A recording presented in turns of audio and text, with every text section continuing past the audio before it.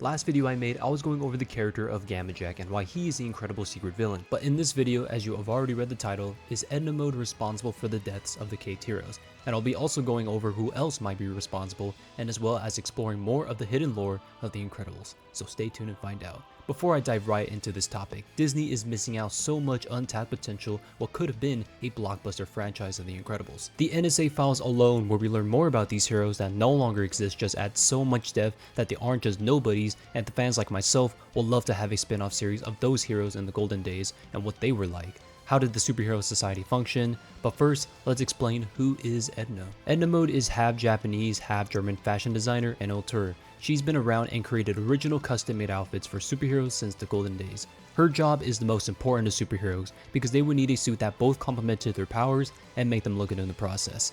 During the development of The Incredibles, the director Brad Bird and also the voice actor for Edna Mode wanted to debunk the idea of superheroes suddenly develop a strong sense of interest in fashion and textiles to develop their own suits. So in this world, supers would have to find someone that has the expertise in designing their outfits and the scientific knowledge to complement their powers. Edna was a huge help in both Incredibles film. Not only she is a costume designer, but she's also a very smart engineer. Working with supermodels is not enough to showcase her talents and imagination to the fullest of potential. Superheroes with their unique powers and shapes and the situation they need the suit for is more than enough to challenge her skills, and thus she's the best to ever do it. She works with the likes of Mr. Incredibles, Frozone, Elastigirl with her stretchy powers, and many other heroes back in the glory days. Edna Mode is a crucial character in The Incredibles and crucial to every other superhero that needed a super suit because her designs are top of the line quality. Not only her designs complemented their powers, such as Dash not having to worry about burning himself from the friction because of his super speed, Edna has that covered. Violet needing to go invisible but can't do it because of her clothes, Edna's got you. She's even made a suit for Jack Jack before she even knew he had powers, and just made a typical standard super suit that can withstand high temperatures, bulletproof, and is machine washable. Her design seems too perfect. She must have made a mistake before, right? Perhaps she might have, but for what? The infamous no cape rule. In the first Incredibles film, Mr. Incredibles goes to visit Edna seeking for a new suit after he's working on his comeback from his retirement. Edna and Mr. Incredibles go way back. She's even the one who made his first super suit. She is tired from working with models and prefers to work with supers like the good old days, and is open to what Mr. Incredible has to offer. And Bob suggested having a super suit like Thunderhead with the boots and the cape, but Edna makes a strong statement that she will not work on a super suit that involves with capes, and she reminds Mr. Incredibles of all the superheroes that had cape and what ended up happening to them. Thunderhead has his cape stuck on a missile, but did I forget to mention he's great with kids? He has 5 of them. Sad to see him go. Stratigale, cape caught in a jet turbine. Did I also mention she was a teenager? That's right.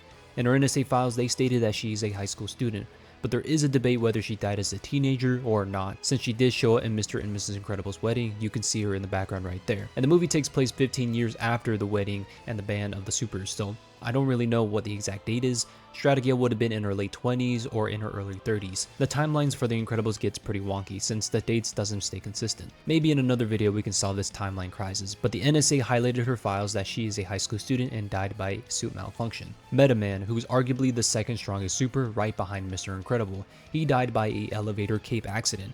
Metaman has 3 maxed out stats, but is very brittle, but also not quite smart.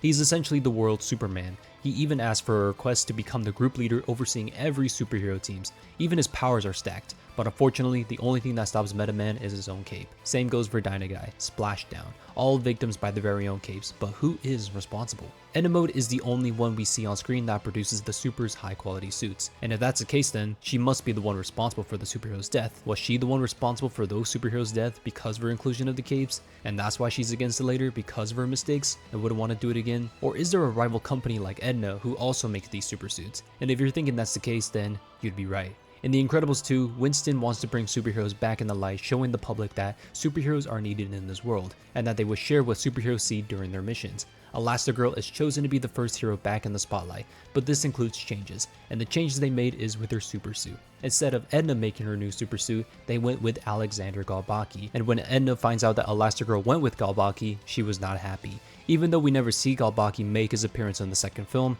there is official art of what his character would have looked like, as you can see right here. He's with his team designing Elastigirl's new suit, and what do we have right there? Capes. the very thing that Edna despises. Although he is cut from the final film, this answers a couple of questions that yes, there is more costume designers besides Edna, and that Edna despises Galbaki, considering him to be an inferior designer. As you can see in the concept art, Galbaki appears that he makes the super suits by how good it looks rather than being more efficient. Around the final act of the second Incredibles film, Elastigirl's Galbaki suit is damaged, and Violet offers her the Edna super suit, which is far more better and superior than the other. But this leads to another question. Is Alexander Galbaki responsible for the superheroes' deaths? And why is it an important question, you might ask? Well, for one, we've lost a lot of really powerful and great heroes. Like I've explained earlier, Stratigale is an innocent high school hero, Thunderhead an adopted father of 5, leaving his roommate, in quotations, to take care of them alone.